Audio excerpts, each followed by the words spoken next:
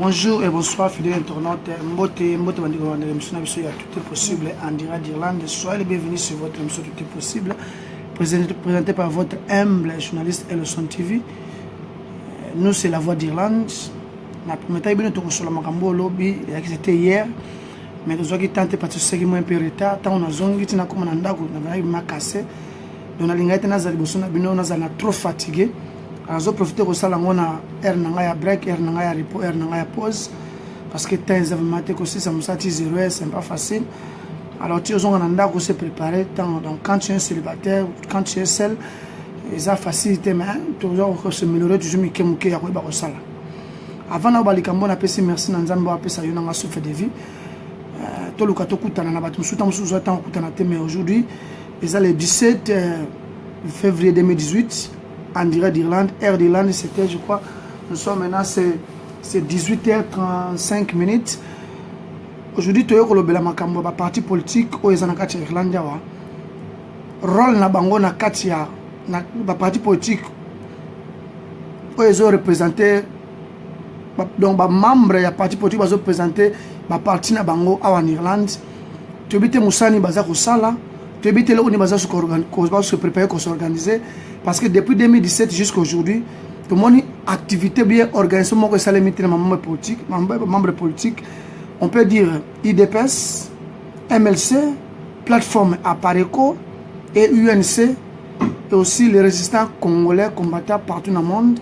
Nous allons essayer de faire une photo sale en réalité.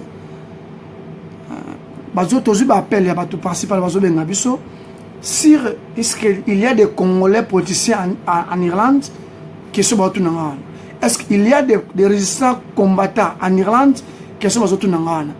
Alors, tous au Senga, nous avons relancé, ce qui nous a relancé, image, on a ça qui est responsable légal.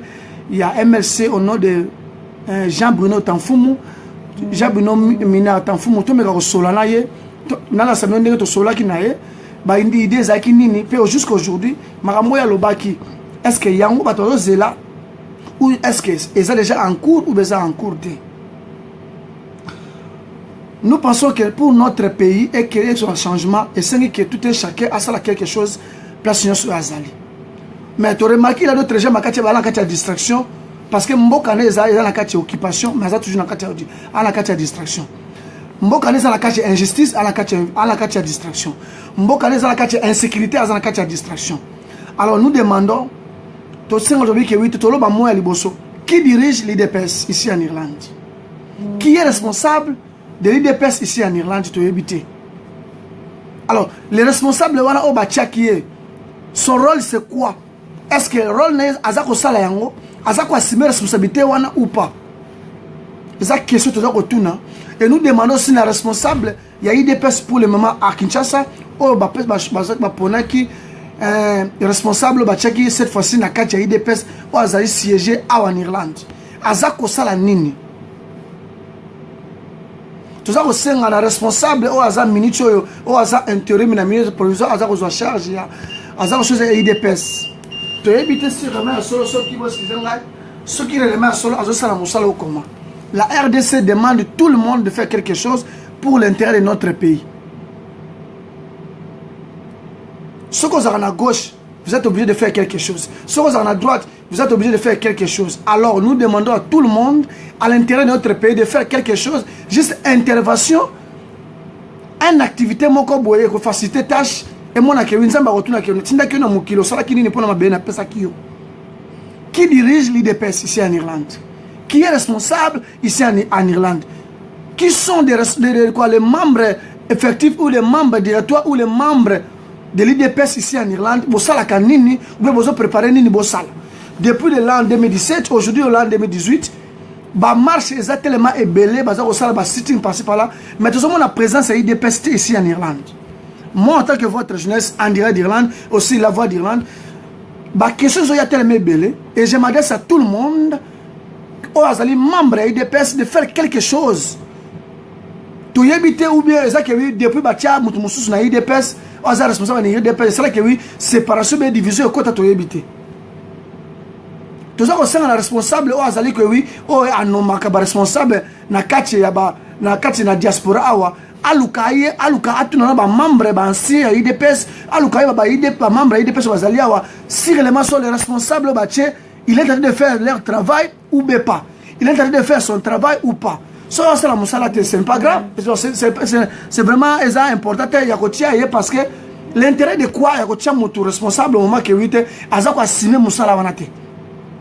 Population bazoluka kosenga bike qui dirige l'IDPS ici en Irlande, qui est responsable ici, qui est responsable de l'IDPS ici en Irlande, qui sont des membres de l'IDPS ici en Irlande. Deuxième question, qui dirige MLC en Irlande? Qui sont des membres de MLC ici en Irlande? Alors, les membres de MLC, pour une activité, il y a des temps de sitting, il y a des temps de marche que d'autres pays sont en train d'organiser. Ici en Irlande, donc toujours dans ma fête, vous parlez et vous discutez, et dans matanga, ou bien dans le salon, beaucoup de personnes vont s'amuser, vous parlez que oui, je suis membre de l'IPES, je suis membre de MSC, je suis membre de la PARECO, je suis membre de l'UNC, je suis peut-être un combattant résistant, au moins que tu fais rien du tout. Qui dirige MSC en Irlande? Qui dirige MLC ici en Irlande? Qui est responsable ici en Irlande? Et qui sont des membres de MLC en Irlande? Alors, votre travail, c'est quoi? La loi ou bien la constitution, il y a parti de lobby qui win. D'être toujours assis, cause la bouche bée, de te prétendre devant les gens que je suis membre de l'IDP, je suis membre de MLC, au moment que tu fais rien du tout. Au moment que tu ne fais rien du tout, vous êtes obligé de faire quelque chose pour votre intérêt. La RDC demande tout le monde de faire quelque chose parce que la RDC est occupée par d'autres gens. Aujourd'hui, on parle des Rwandais. Oui, le responsable des Rwandais, le responsable du président de Rwanda est venu en Europe. De faire quoi? Je demande, je dis, qui dirige la MSC, qui dirige l'IDPS, qui sont des membres de l'IDPS au moment que nous demandons à tout le monde de faire quelque chose. La réalité, c'est quoi? D'être assis pour faire quoi? Vous parlez n'importe quoi. Vous parlez n'importe quoi. Que notre pays est occupé. La RDC demande à tout et chacun de faire quelque chose. De défendre le pays, de dire quelque chose, ce qui est injustice ou bien insécurité dans notre pays. Donc, il y a la troisième, la quatrième partie. Qui dirige la PARECO?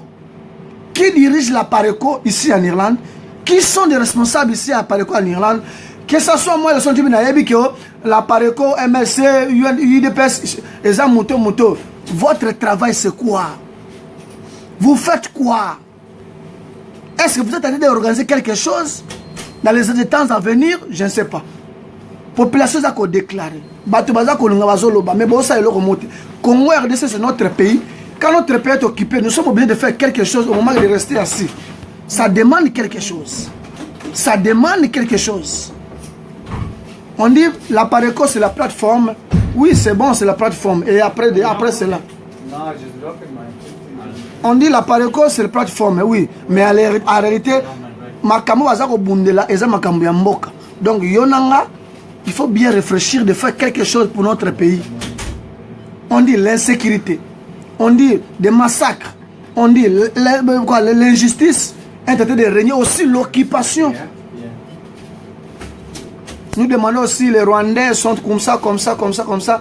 Les petits pays, comme on dit que moi, les petits pays, c'est un grand pays parce qu'ils sont bien organisés, ils sont aussi déterminés, aussi motivés de faire quelque chose pour détruire le pays.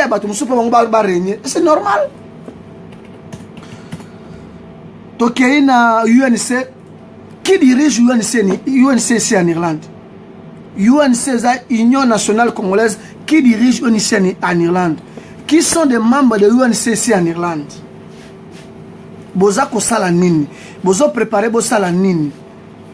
Na ba parti politique union da o ezana ba pays mususu, ba France, ba Belgique, ba Londres, ba États-Unis, ba Afrique du Sud.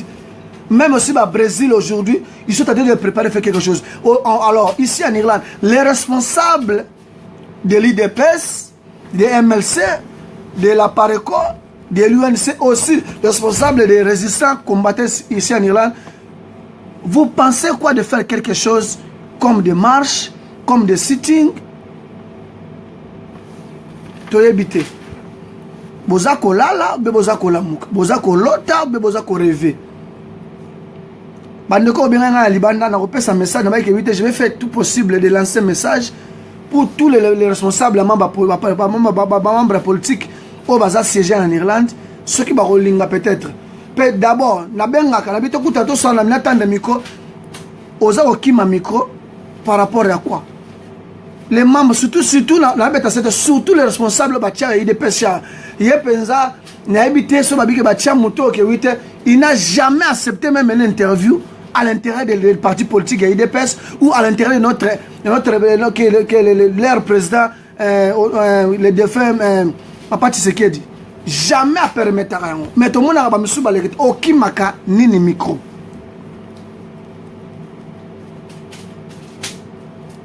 Tous les gens toujours qui mbela to boiraki.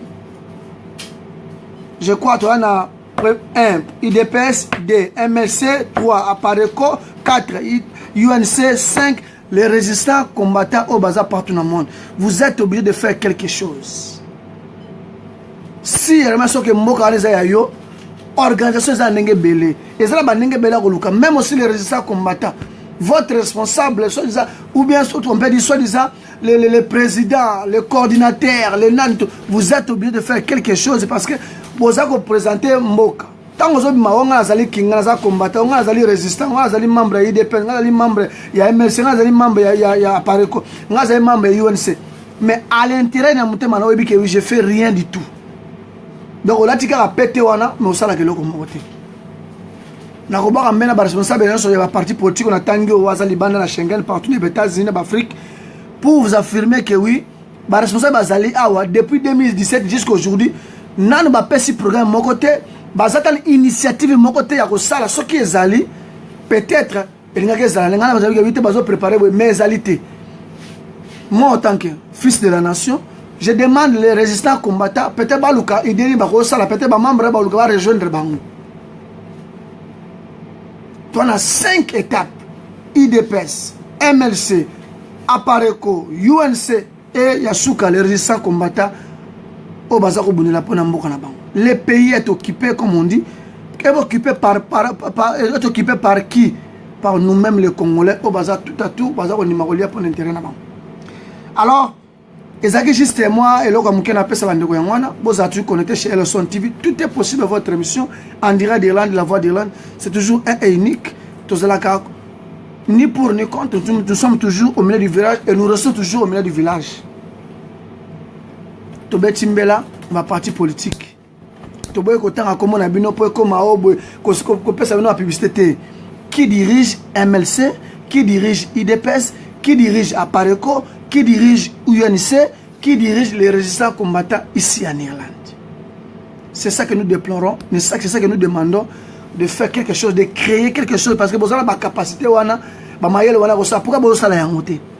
Vous préférez que vous ayez la capacité, vous avez la capacité, mais vous avez la capacité, mais quand même les résistants combattants, vous avez quelque chose, parce que ce qui est événement, vous avez la délégation, vous avez la région d'équipe, mais à peine Irlande, vous avez la battre, ça marche, parce que ça mais vous avez ça marche, directement l'ambassade de Congo ou bien l'ambassade de Rwanda. Mais à la minute, ambassade de Congo, ambassade de Rwanda, même ambassade de Angola, mais organisation à City ou bien en marche, il y a l'Union européenne ou bien l'ambassade des États-Unis, on peut le faire, on peut se demander, dans l'autorité irlandaise, on peut ça. On peut ça droit pour que vous facilement.